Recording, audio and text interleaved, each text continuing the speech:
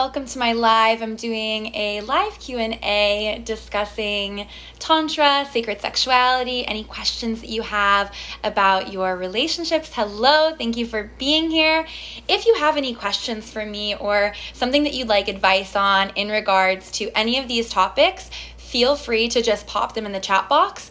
I do have a list of questions from earlier this week when I asked on my story. I'm just still setting up. I'm doing live on YouTube as well. But if you do have those questions, go ahead and pop them in the chat box now. But we'll go ahead and get started in just a second. So let's go ahead and get started here. Okay.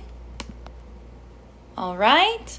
Okay, so the first question I have been asked is, I cannot come unless I'm thinking about my ex. I can get aroused, but I can't actually get over the finish line unless I think about my ex or watch the sex tapes that we created.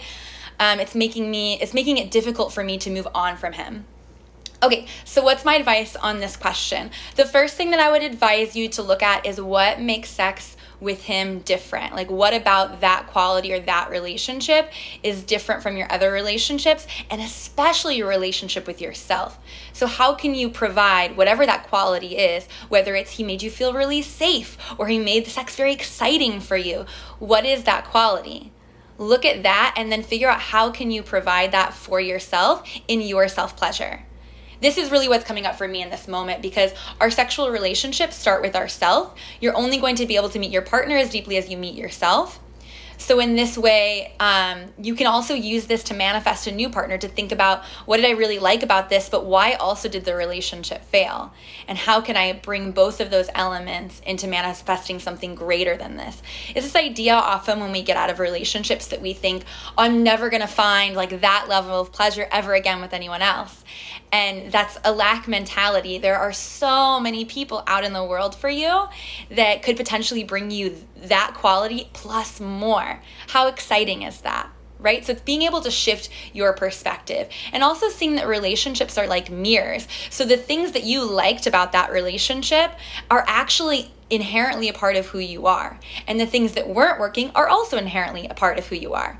So how can you infuse both of those things into your self-pleasure practice and into your future relationships?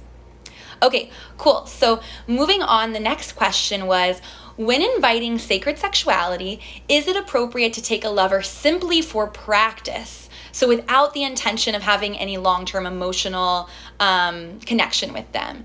So she says, I'm not looking for emotional connection, which I feel is essential for gourmet sex, but is it possible to still incorporate casual sex as a part of, my overall intention towards sacred sex?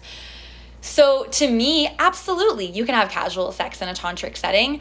To me, though, it comes down to getting clear on your intention. So to me, having the intention of having a fun, elevating workout where you're also practicing sexual techniques with someone can be an expansive, intention. So your intention there is not emotional connection, but you have this other intention.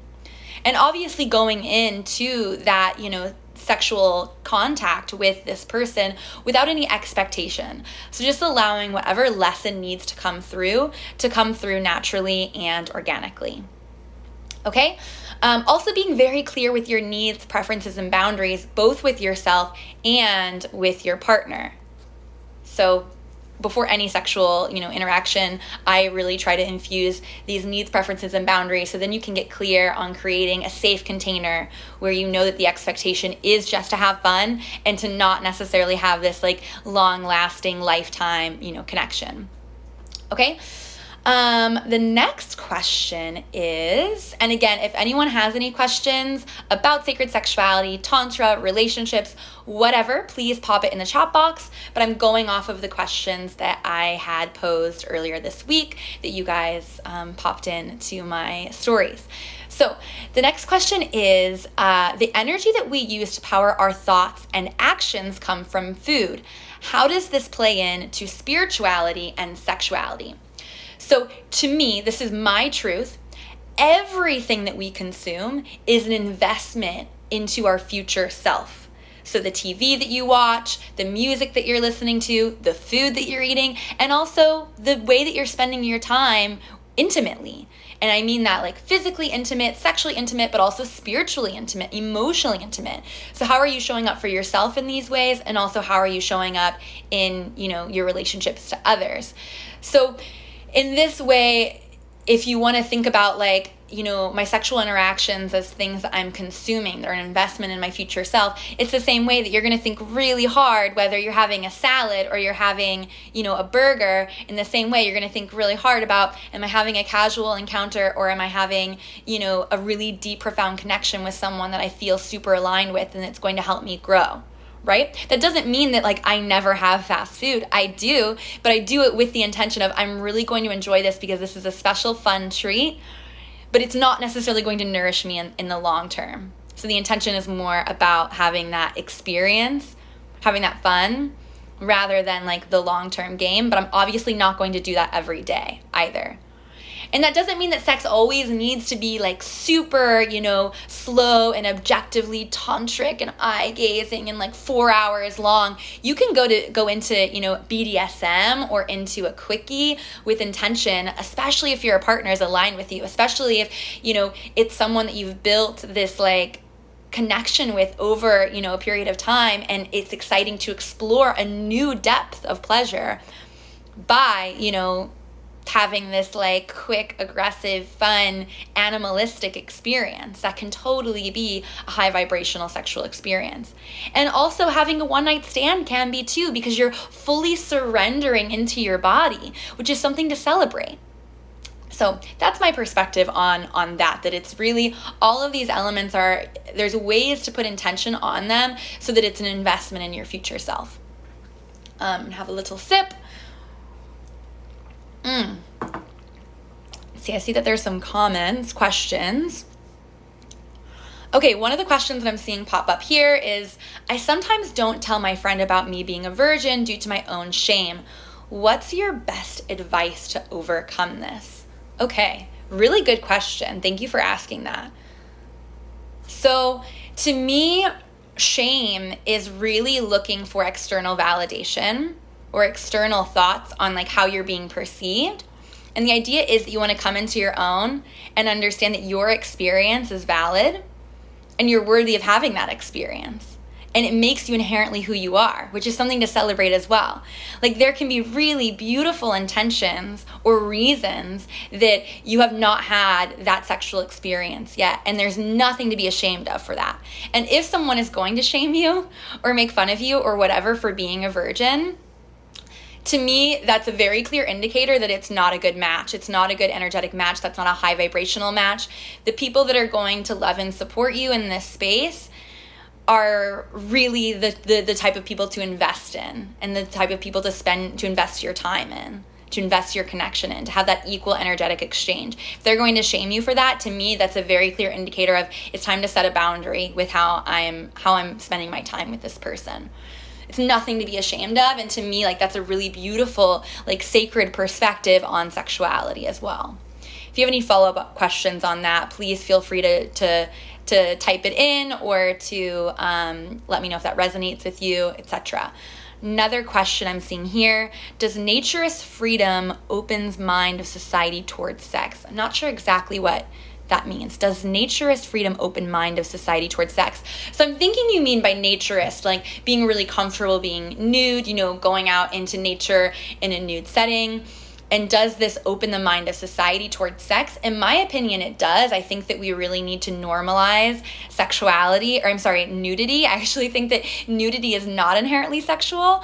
Our bodies do so many things. Our like pure bodies without clothing, obviously, most of us, when we do go out and live our lives, we are wearing clothing, but we don't need our clothing to, hike mountains and to write best-selling books or to dance with someone we love or to, have a beautiful day. Like, that's not our clothes that are doing that. That's our bodies. And so to me, this idea that we over-sexualize our bodies is really toxic, and it's also inherently putting a lot of shame on our bodies.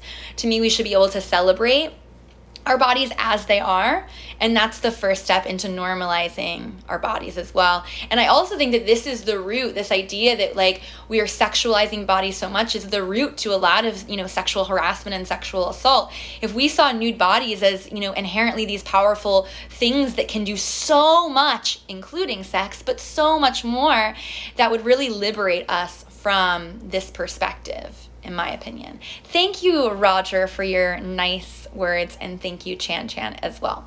Okay, I'm going to continue back with my list of questions that were previously submitted.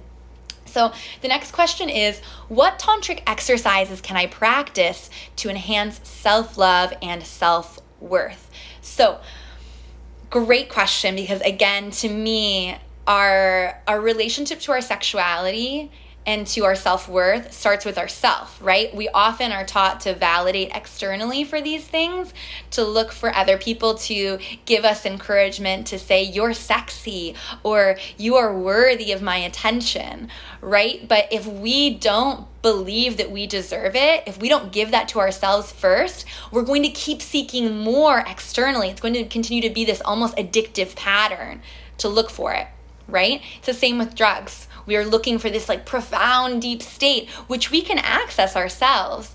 But if we don't recognize that, we're going to look for it elsewhere, okay? So what do I recommend for this? To me, one of the primary exercises that I would suggest would be to look at self-pleasure as self-love. So any element of pleasure is really loving yourself. So how can you bring more pleasure into your life on a day-to-day basis? How can you bring more presence into your day-to-day? So it starts with something as simple as like really being present for your food, practicing something like sensual eating. So just like smelling the food, touching it. Fruit is really good for this, but fruit just allowing you to have that full sensation to explore every element of that, and knowing that you're worthy of taking the time to fully be present for that piece of fruit. You can also do this with the way that you move your body and dance, really being present to listen to, how does my body want to move, and how it feels so good to allow myself to fully express. And then bringing that into a self-pleasure practice, I think that definitely prioritizing self-pleasure, even if you have a partner, taking time to really explore yourself, for yourself only, to really allow yourself to receive, and also to receive the gift of giving too. To give to yourself is deeply nourishing. Specific exercises that I would recommend would be to, maybe masturbate in front of a mirror and fully like see how beautiful your body changes as you're in those states of self-pleasure. Also, recording the practice, recording yourself self-pleasuring, and then going back and watching it in a neutral setting, and just appreciating the majesty of the emotional energy moving through your body, and the excitement of the climax, and really appreciating that from a non-sexual setting, in a neutral setting, but then maybe also go back and watch it when you are masturbating, and how beautiful is it to see like that you could get off on yourself. That is one of the most empowering things that I think you can possibly do. Okay, again, if you're welcome to pop a chat in the chat box if you have a question about sacred sexuality, tantra, relationships, etc. Okay, let's continue with my list here. Next question is, do you believe there is conscious and unconscious porn? Part 2, do you use them as a part of your ritual? Flat answer, yes. I do believe that there are conscious and unconscious porn. I think that this is something that, everyone needs to tune in for themselves to think about. This goes back to the question of what are you consuming? What content are you consuming? Because that's an investment in your future self. And I personally don't watch porn anymore, really ever. Maybe once in a while I'll watch porn as a part of research. So for example, about a year ago, I was really getting more into learning about the male prostate. And so I was searching on Pornhub prostate massage, and there's really not a lot of content out there. But I did find Chris and Kate Marley, and they are a real couple, and one of their, kind of taglines is create love, not porn. Although it is porn, it's this really much more expansive way of looking at relating in this space. And so they had this, video about prostate massage, and I watched it, and I got some great insight, and for that reason it was research. But when I did find their content, I saw, wow, they have all of these other really conscious approaches to creating erotic content. So sorry, I was paused for connection. So going back to it, I think that there is conscious porn. And for me, a way to look at that would be real couples, really authentic expression and love, and also independent people. So there's lots of porn companies that are creating all of these layers and storylines that are really a performance, and they're not so authentic. Which is fine. It's totally fine to get off on stepbrother, mom, gangbang, whatever it is. I think that there's a time and a place for that. I have no, shame. I know that that's something that for me has turned me on in the past. But again, how can you come at that with a conscious perspective as a way to go deeper into the human experience, to see the full range of pleasure, right? So the examples of conscious porn that I would give, I love Chris and Kate Marley. I actually interviewed Kate Marley for my podcast. I forgot the exact episode number, but the title is something like Creating Conscious Porn, and it's with Kate Marley. And I'll be having Chris Marley on the podcast shortly as well. Another content creator that I would highly recommend would be Erica Lust. Erica Lust creates beautiful storylines that are super artistic, and when I do engage in this content, she is one of the creators that I will purposely seek out with intention. And the last thing that I would recommend is OnlyFans. There are a lot of really beautiful people on there creating super authentic, real content, and then the money's going directly to them rather than through all these funnels that it typically goes through, in the traditional erotic content space. So those would be my recommendations. At the same time, no shame on watching any level of porn. I will say for my own example, I used to watch a ton of porn. Especially in my teens and early 20s. Lots of really intense things too, like public, degradation, lots of BDSM. And to me, I realized as I started my healing journey, especially using Tantra, I realized that I was using these platforms these themes as a way to relive my sexual trauma. I kept subjecting myself to things that made me feel shame and guilt to the point that it became so painful that I had to heal. I had to go on my healing journey. And when I did, which was with Tantra about 7 years ago, I couldn't watch porn at all. Anytime I would watch anything, I would bawl my eyes out because it would trigger me so bad because I was in such a deep healing state.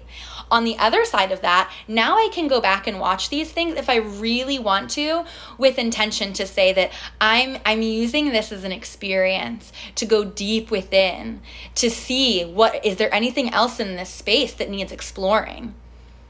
Is there a way that I can surrender to my human experience deeper, especially with BDSM?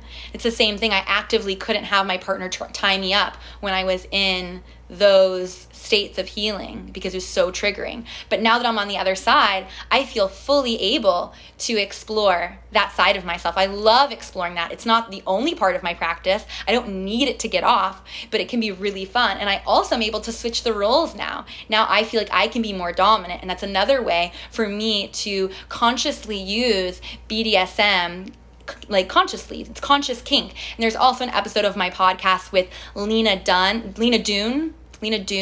who is at Ask a Sub on Instagram. Highly recommend her content. And we talk about the overlap of Tantra and conscious kink. And I highly recommend that episode. And I go into much more detail about these topics in that one.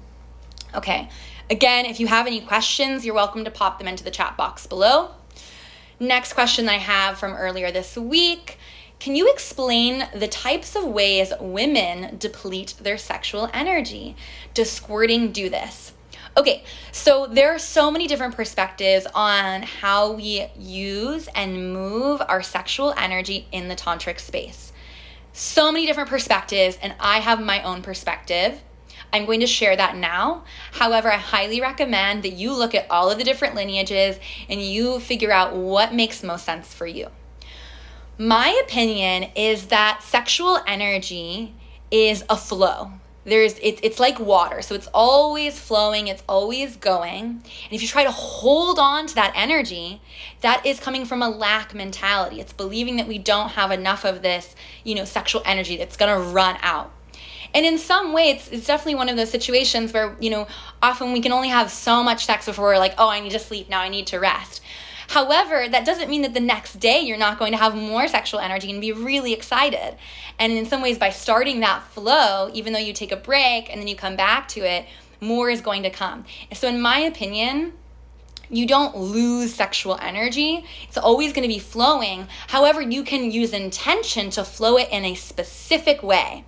And that's really what Tantra is about. How are you using this energy? Are you just letting it gush, gush, gush, go everywhere, everywhere, everywhere, and you're masturbating all the time and you're having all these, sexual experiences?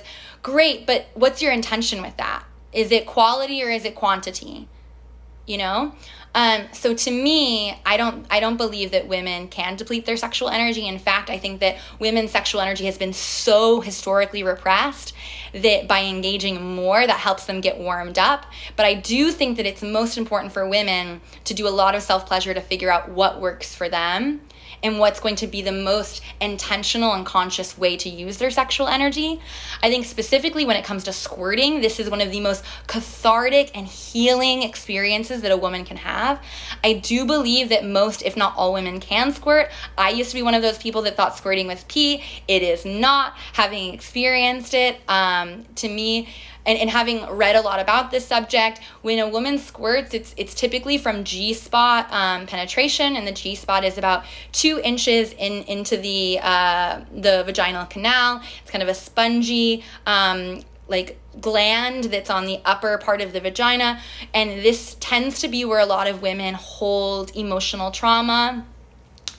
So I know every time I squirt, I'm not only liquid is coming out of my, urethra, it's also coming out of my eyes. I start really crying because it can be a very healing experience to release a lot of that sexual trauma that's in that space, or a lot of that emotion that's been lodged there.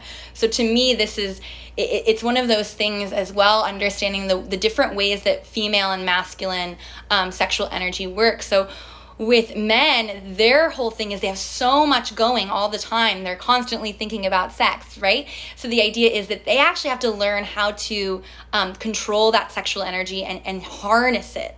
And then that's when they can start to have, be multi-orgasmic as a man, or to have non-ejaculatory orgasms as a man, or to just move the energy through their bodies multiple times before having that ejaculation, right? Whereas for women, we're so holding on and we're so tight and we're so afraid to surrender and we have to feel really safe to fully open up as our sexual goddesses, which is why it's so important as a man, or as someone that's in the giving role, in the masculine energy in a sexual situation. It's so important for them to tap into, how do I allow this woman to feel fully safe to surrender to me sexually? Because when you can do that, your goddess will enliven in front of you, and that's when you start to have transcendental experiences. So with women, we really need to feel safe. So it's about this idea of how can I let go? How can I let go? And even to squirt, it's you have to feel really safe to do this, to let go in this way. And I've really only had, 2 partners that were able to hold space for me in that way, and really only one of them to do it, consistently. So again, coming back to this idea that for women, sexually, it's about letting go, feeling safe to let go of that sexual energy and allow it to flow. Whereas for men, it's about harnessing and bringing it in and channeling it to create that container. Feel free to ask any follow-up questions in the chat. I'm seeing right now that there's not anything new there, so I'm going to continue to follow the list of questions that were previously sent in. So the next question, have a sip of water. How do you relate to your triggers? Love this question.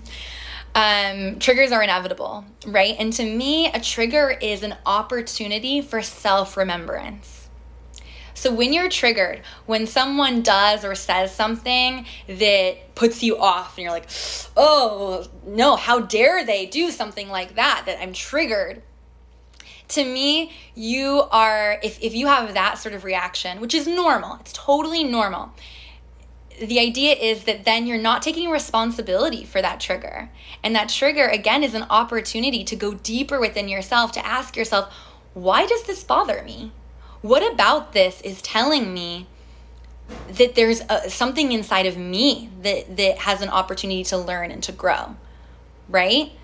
It's an initiation into yourself. So an example would be, I once had this guy that we had been dating for about a month, and things were starting to get deeper. You know, we're starting to approach those challenging topics that are really vulnerable. And he had specifically asked me about a sexual assault or experience that I had years ago. And this is, again, one of those reasons why it's really important for us to help women feel safe sexually, because I don't know a single woman that doesn't have, you know, some sort of sexual harassment at the base level, but a lot of women have some level of sexual assault as well. And so I was explaining it's really, really important for me to feel safe, especially because of what had happened to me. And he was like, well, what happened? Da, da, da, da. So I told him what happened. And then he stopped talking to me. Guys, he ghosted me.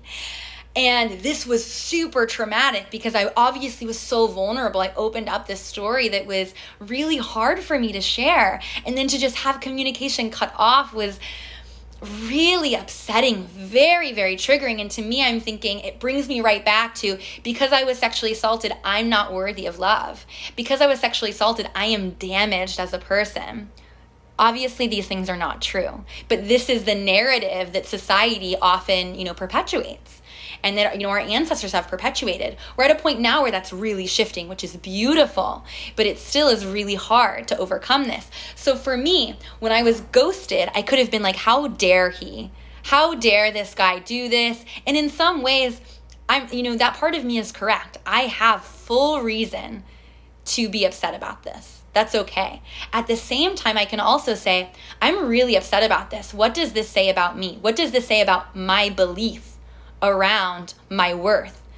To me, it set this trigger that showed me if I think that he thinks that I'm not worthy of love because of my sexual harassment or sexual assault, then there's a part of me that doesn't believe that. So I had the opportunity to like celebrate myself and say, no, this opportunity, this sexual assault taught me so much. It really did. It allowed me to step into this world where I'm able to help other people process their assault, which is super powerful. So in that way, trauma or triggers become your superpower. It becomes your way to help others, to inspire and to grow and to figure out how you're relating to yourself.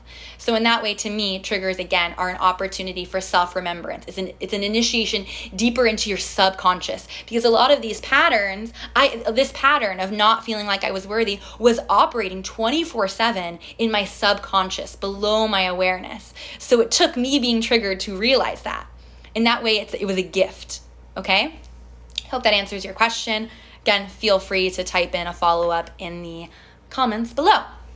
Okay, so the next question is, my wife loves when I go down on her, oral sex, but she finishes so early and gets too sensitive down there afterwards. What to do? Love this question. So this is super common. Same for me. You know, sometimes I'm multi-orgasmic, and after I orgasm, I can go again and again and again. But there are other parts of my cycle where I'm just like, whoa, that was enough. I'm feeling very sensitive. I can't keep going.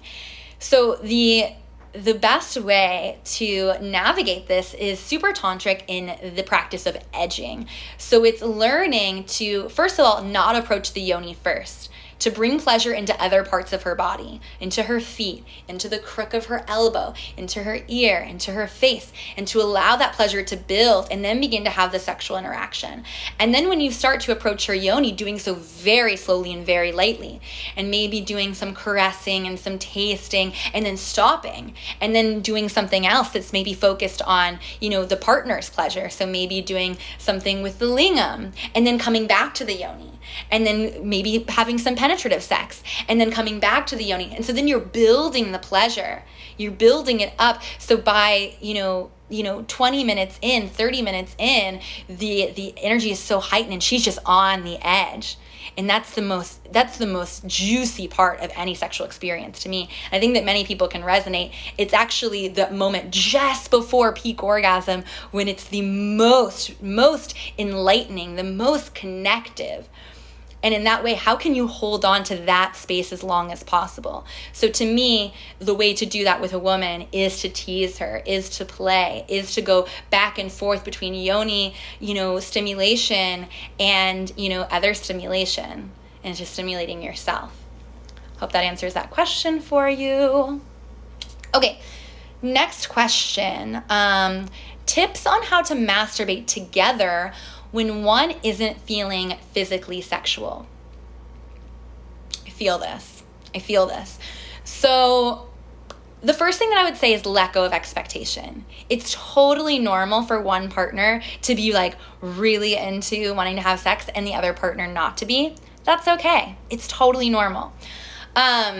I would say one thing to do would be this came from a woman. This came from a woman who's in a heterosexual partnership with a man. I know this girl, so I'm going to answer it in terms of that, but I think that this can apply in all types of partnerships, but I'm going to speak about it in this cis, straight male-female relationship context. So, and she's saying from her perspective, she's not always into it, but her partner is. My suggestion would be both of you get completely naked, take some breaths together, maybe do some massage, and then check in and see, am I still not feeling sexual or am I? If not, that's okay. If he's still feeling sexually, active and you're like, well, I'm relaxed, I had my massage, maybe you just lay there naked with your legs spread open so he can see the beauty of your yoni. And then maybe he's masturbating, just gazing into the yoni. And this is a really powerful practice, just to gaze into and worship this as like this, temple. And that's really what it is. Yoni actually means temple or sacred space. So it's that idea that every time you go to church, you don't have to have this insane connection to God. You can just go in and pray. And that's what it is. Just you holding that space, holding your yoni open for him to enjoy, to watch, and to self-pleasure. And even the act of just like having some, I know for myself, there's been times where I'm like, I don't really want to have sex, but you can like look at me while you masturbate. And they do that, and just the idea of someone masturbating to my yoni is so exciting that then I start to get into it as well. Not always though, and so going into it without that expectation. But even just holding space for them to masturbate while you display yourself can be super powerful. So that is what I would recommend for that question. Okay, I just have a couple more questions here. But again, if you're listening now and you have any questions about sacred sexuality, relationships, Tantra, spirituality, my personal life, if, some things are off limits, obviously, but feel free to pop those in the chat box and I'm happy to answer them. But I'm going to go ahead and continue with this list that I have here. So the next question is, how do you introduce Tantra to a new partner? This is a super common question. This came up in the last Q&A as well. To me, it depends on what stage of the relationship you're in. If it's a new partner, I think that go right into it and really I always tell people that I recommend that you, with new partners, you go through your needs, preferences, and boundaries before a first sexual experience, point blank. So again, needs would be things like, I need you to respect me. I need you to wear a condom. I need, whatever. So it's must-haves, or I need you to warm me up for 15 minutes before any penetration. Great ideas. Preference would be, I really like, aggressive, dominant energy, or I really like, and again, preferences, these are things that you really would like to have, but it's there's flexibility there.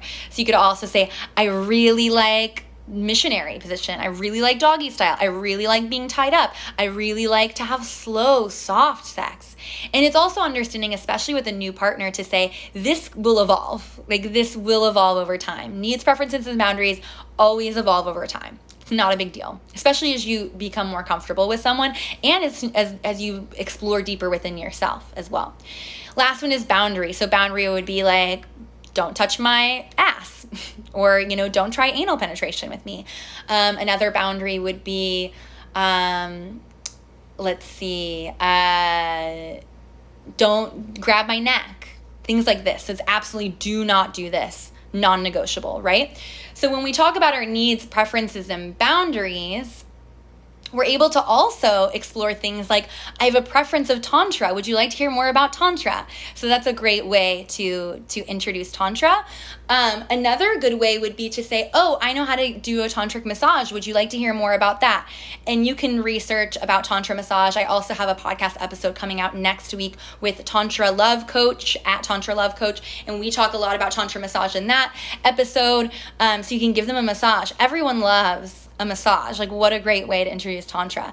Another great way would be to look and see if there are any workshops in your area. So actually, one of my first dates I had with this guy who I deeply love and appreciate, it was when I was living in South Africa, and it was the guy that I was dating at the time there. When we first met, he asked me on a date, and I was like, actually, I'm busy. I'm going to a Tantra workshop tonight. And he was like, can I come? And that was actually our first date, was going to a Tantra workshop together. So super fun, super sexy way to start a relationship, or to say with a partner that you've had for a while, I found this workshop and I'm kind of into it. Do you want to go together and just see what it's about? Just having this opportunity to go in without expectations, to look at it very playfully and as an exploration, because that's really what sex is. Sex is, sacred playtime. It's ways to explore our bodies, which is really fun.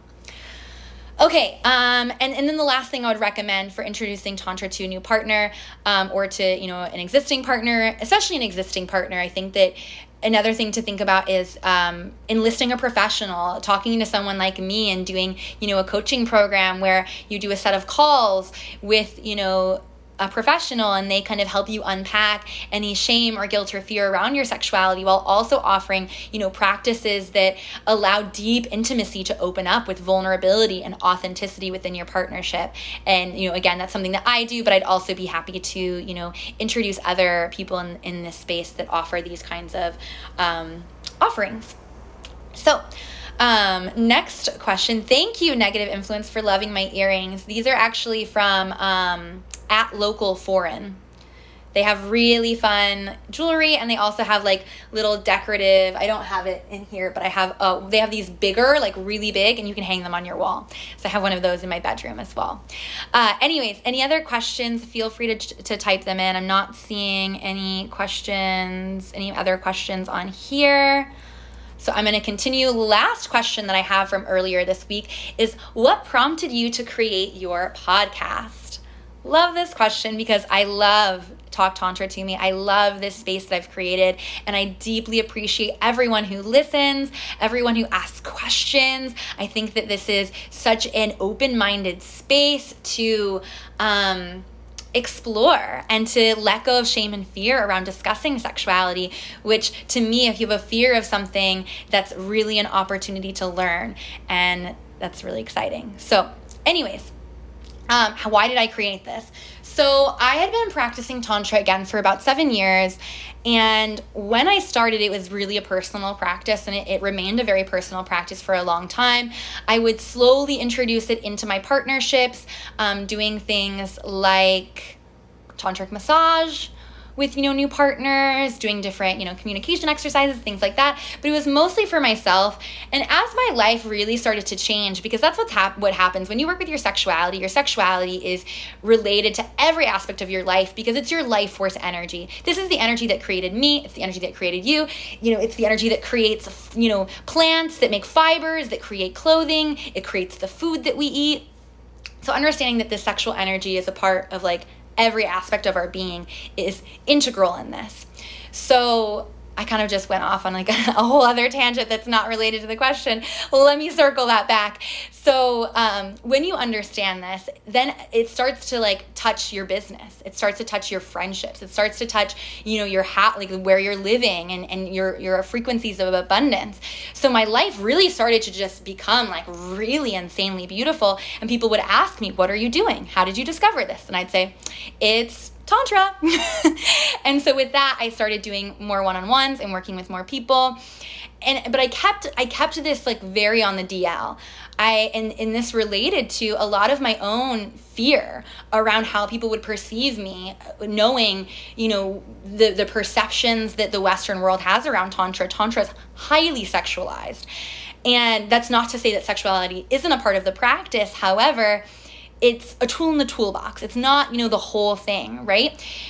And so as I started to continue to do this work, I started to really unpack that and realize like, wow, what does that say about me that I'm withholding this information out of fear of how people will perceive me, even though it changed my life so drastically?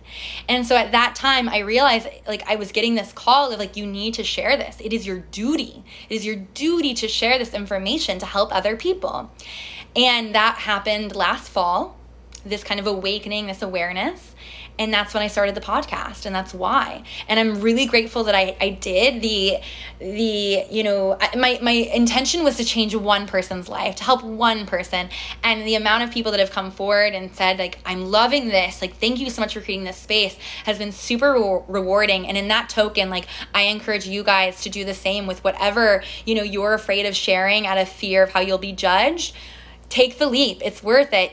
I definitely have haters. I definitely have people that are triggered by my content. I knew that going in, but that small number is so outweighed by the positive, impact that I'm making that it really doesn't matter to me. And at the same time, I'm also like, I'm glad I'm triggering you. I'm planting a seed in their subconscious that there's going back to the question that we had earlier, this is an opportunity for them to dig deeper. And sometimes it takes, time for that seed to germinate and for them to think about these things. But I know that is part of my role. Okay, I'm seeing a question in the comments. Again, if you have any questions, feel free to type them in. So someone said my partner wouldn't be into it if she were not also feeling sexually turned on. And I think that this is relating to the question that was, what do I do? Let me find the question again. I can't find it. The question was basically about like masturbating with your partner when you're not feeling sexually aroused. And to me, that's okay. She doesn't need to be turned on for you to be turned on and for you to enjoy your, sexual experience. That's okay. It's totally fine. She could also just enjoy the image of you being turned on and not be turned on herself. It doesn't really matter, in my opinion, in that regard. Let's see. Yeah, a lot of backlash on that response. I feel like most girls would absolutely not be into that at all. I think that this could also have to do with this idea that women have so much shame around their bodies because that's something that we've, been taught that, vaginas smell or, vaginas are dirty, they bleed, all of these things. So that could also go back to this idea of, yoni worship. Nothing is sexier to me than this idea of, having someone like look into me, into that space, the sacred temple of the yoni, and say, this is beautiful to describe, like, wow, like your yoni looks like a piece of fruit or a flower, and I see that there's this, it's moistening here, and it's getting juicy, like the way that the folds are falling, look like the sheets of the bed, and it's beautiful. And again, that doesn't have to turn her on, but it could really awaken this deep, profound love within herself while you're also turned on. And that's something that you can have that open communication and dialogue, and also say, can we just try this? Again, it's play, it's a game. Go into it without expectation. She might not like it. That's fine. But why not try? You're never going to, like, it's that same quote that everyone uses that's like, you're going to, miss every shot you don't take. So why not just try it and see? That would be my suggestion in that space. Okay, let's see if there's anything else. Let's see. I'm not seeing any more. Oh, here's one. I've heard some from both sides. How much do you think commitment matters in sex? Is a strong relationship or marriage needed or useful or useless? Or one night stands totally okay? Totally goes back to intention for me on this question. So talking about commitment, so let's talk about like monogamy and having open relationships. So both of them can be done in a tantric space depending on your intention, right? So and to me, the idea is that you have an expansive intention. And to me, an expansive intention is one in which you're getting to know yourself and the other on a deeper level. And in that way, because we are all reflections of the universe, and so is everyone else, you're getting to know the universe on a deeper level as well.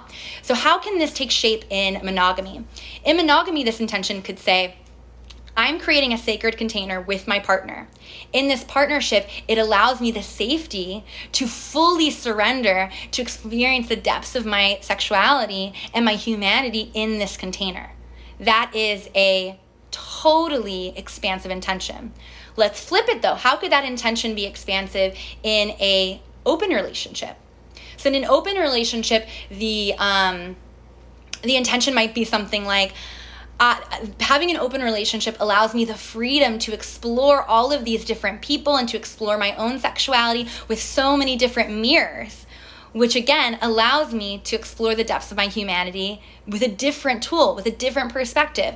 So those both work. However, there's a limiting and fear-based intention for both of these. So the fear-based intention of monogamy would be, I'm afraid that my partner is going to fall in love with someone else and leave me. Not expansive. Do you see the difference between the expansive intention of using it as a sacred container to explore the depths or being afraid of, the alternative, right? And then with, having an open relationship, the fear-based, intention would be, I'm afraid of commitment. I'm afraid to go really deep with someone to see the depths of who I am. So I'm going to look for it everywhere else and not commit to going deep because I don't want to touch those emotions. Does that make sense? Anyone have any questions on that? I think, Galvin, I went back and answered that from the perspective that you just added. If anyone else has any other questions, please type them into the chat box. Anantomanagral? Sorry, I probably butchered that. You said please also create a YouTube channel. I do. I have a YouTube channel. It's linked in my bio. So please check that out. I tried to do a YouTube live right now and I don't think that it worked. Still learning all this technology stuff. So, whoops. Let's see. Where did you learn all of this? Someone asked. Okay, so I've been studying Tantra for 7 years. I also believe that it's something, and I've been told by, channels and psychics that I've been doing this for many lifetimes and I've been doing it on other planets. Take that or leave it. If that resonates with your highest truth, great. If it doesn't, not a big deal. But in this life experience, so my study started just with myself, reading lots of books, doing lots of workshops, lots of day workshops, lots of weekend retreats, things like that. Consulting with partners, consulting with people in the field. Beyond that, I have, done some longer, apprenticeships sort of with people in this space, which has been super fruitful. I've also done a month-long tantric and shamanic training in Ecuador with the Durga's Tiger School. Durga is a tantric goddess. And on top of that, I'm always learning. I'm always doing more. I've already, signed up for, another, training opportunity and retreat in Egypt for later this year. I'm always reading new books on, sacred sexuality and expansion and relationships. I also see my relationship with myself and with my partner as, learning opportunities. So it's definitely something it's always a journey. And yeah. Okay, someone had asked, how do you remove the fear for open relationship dynamic? Currently in the process of opening my relationship.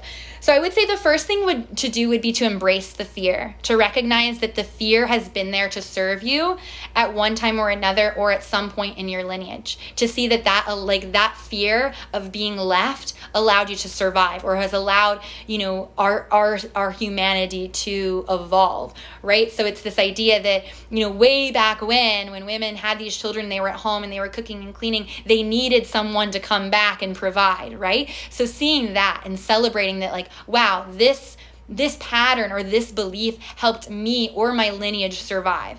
Honoring that fully is the key, because oftentimes we just want to fix it or get rid of it, but you have to celebrate that and say thank you for that first. And then I would say, touching in with yourself, but this no longer serves me. Thank you, this helped me survive, but the same patterns that helped me survive no longer help me thrive. And that doesn't mean that magically the fear goes away. It doesn't mean that, magically you're just able to fully surrender into this experience. There's going to be moments where you question and you aren't sure.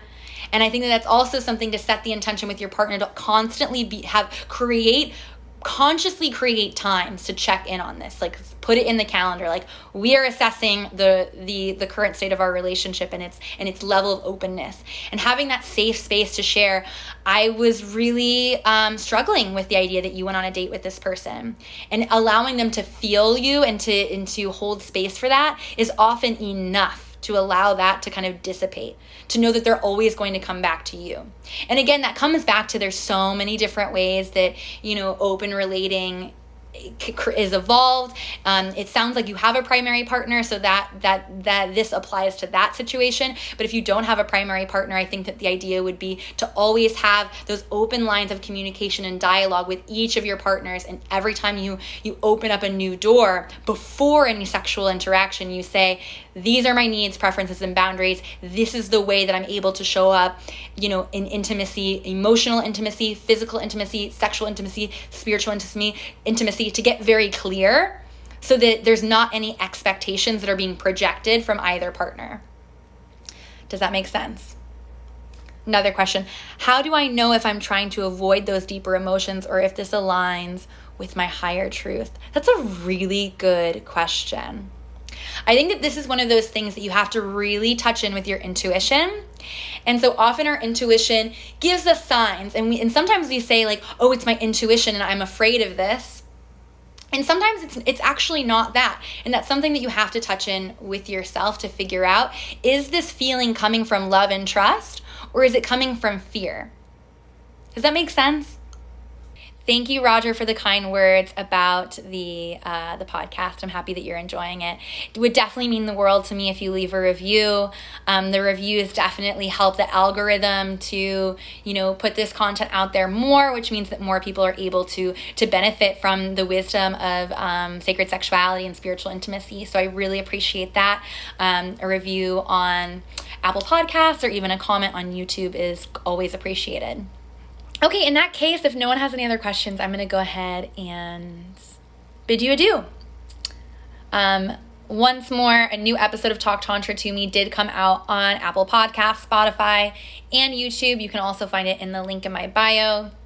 It's a great episode about calling in abundance, manifesting money, the frequency of money, how this relates to our sexuality, how our pleasure is directly linked to our abundance.